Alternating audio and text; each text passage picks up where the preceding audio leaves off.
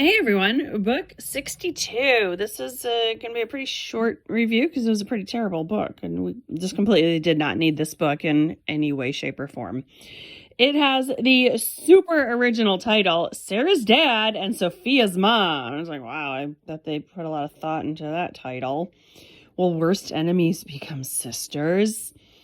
And we haven't heard from either of these two in 40 books, so I didn't realize they were worst enemies. So we have Sarah in the pink shirt. She was our plot child from book 21, Left Behind, which was actually a really sad book. And something's going on with the artwork here. She is either 7 feet tall or she's doing the saw the woman in half trick. Her upper body and lower body are completely mismatched. Her legs are not in a natural position with her upper body, and I don't know what's going on here, but it's really not good.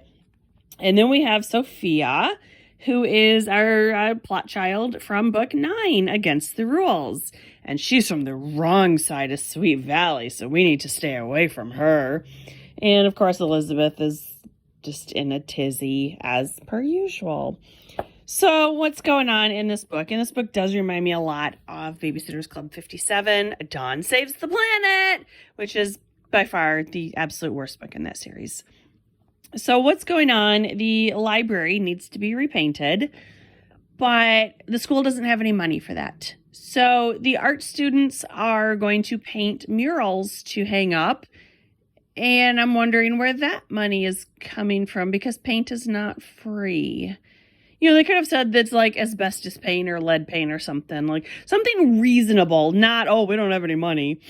So the art class in Sweet Valley only meets once a week, and that's not how middle school works. Middle school classes, even the electives, meet pretty much every day.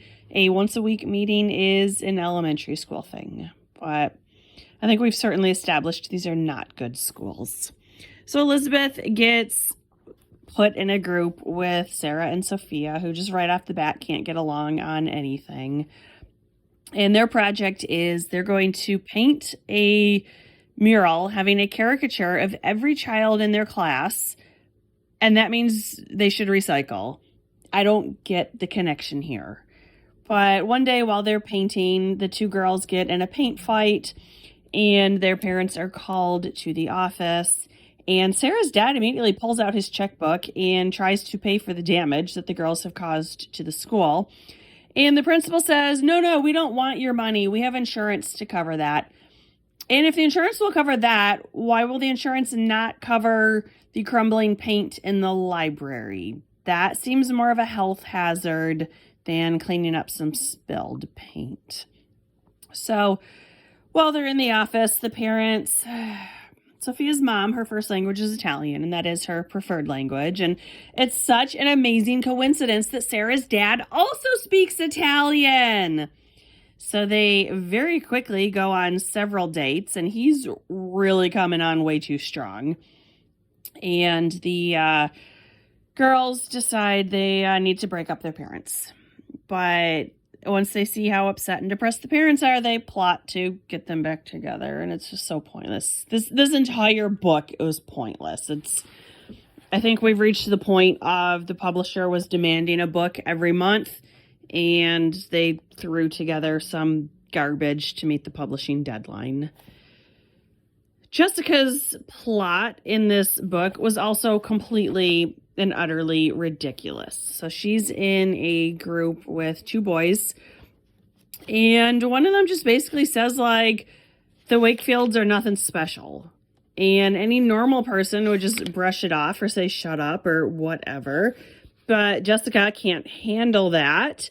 So she tells them that she is related to a professional baseball player who goes by the name of Quakefield Wakefield. And that's got to be one of the worst nicknames I've ever heard. But she then invents this entire story of why they can't invite him over. And it's utterly ridiculous. Then it winds up that this kid's name isn't even Wakefield. His real last name is something German, Husen or something. And he just adopted Wakefield because it rhymes with Quakefield. And I don't think that's exactly rhyming if the second half of the word is exactly the same. But what do you know? Alice's maiden name, people in her family were Hughesen, so they're actually related after all. And this is a direct preview of what's going to happen in Jessica and the Earthquake, where she is going to invent a completely preposterous story for attention, and then somehow it's going to come true. And it's just stupid. It's Jessica, and there was no need for Jessica to even be in this story, much less with that as her plot point. So there are just two very short things I wanted to read here. This was a bad book. So this is on page 2. So Jessica has wasted her entire art class gossiping with her friends. In the last 10 minutes, she had worked furiously, slapping paint onto the paper as fast as possible. The result wasn't great, but Jessica thought it looked at least as good as most of the stuff she had seen in the Sweet Valley Museum of Modern Art. And I always got the impression that Sweet Valley was a pretty small suburb. I think we could certainly agree that Los Angeles probably has a Museum of Modern Art. I don't know 100%, but I think that's a really safe assumption. The Sweet Valley, I've been to the Valley in LA. There were a lot of Target stores. There was a lot of Dollar Tree. I don't recall any museums of modern art, nor do I think Jessica could understand modern art. We should really scramble Jessica's brain and introduce her to the conspiracy theory that modern art is a cover for money laundering. That would really get her brain doing some gymnastics. And then on page 48, 49, I just thought this was funny. This is Sophia's older brother, Tony, who has been in trouble before. He's been in juvenile hall, and he's just kind of messing with Sarah. So this is after the paint event. End of 48. Do you think they can send me to reform school for this? Sophia asked miserably. Tony, I'm afraid so, Sophia. You know, I've been to reform school twice. I know how the system works. Believe me, painting a teacher will get you a good 3 years at least. Sophia, is it really awful in reform school? Tony, not if you know how to fight. I can show you some good defensive moves if you want. Of course, they aren't much good if you get jumped from behind. So you've got to keep your eyes open all the time. Tony, and I can get some decent food into you if you really need me to. Sophia, don't they have good food there? Tony, oh, sure, if you like bread and water. And sometimes on Sunday, they give you a few pork rinds to rind out the meal. Tony, don't worry. I can always smuggle some candy bars into you. Sophia, oh, great. Not only will I have 2 black eyes, but I'll be fat too. Tony, that's good. You want to carry a little extra weight in the joint. It puts more oomph behind your punch. Sophia finally realizes that he's messing with her. And I just thought that was kind of funny.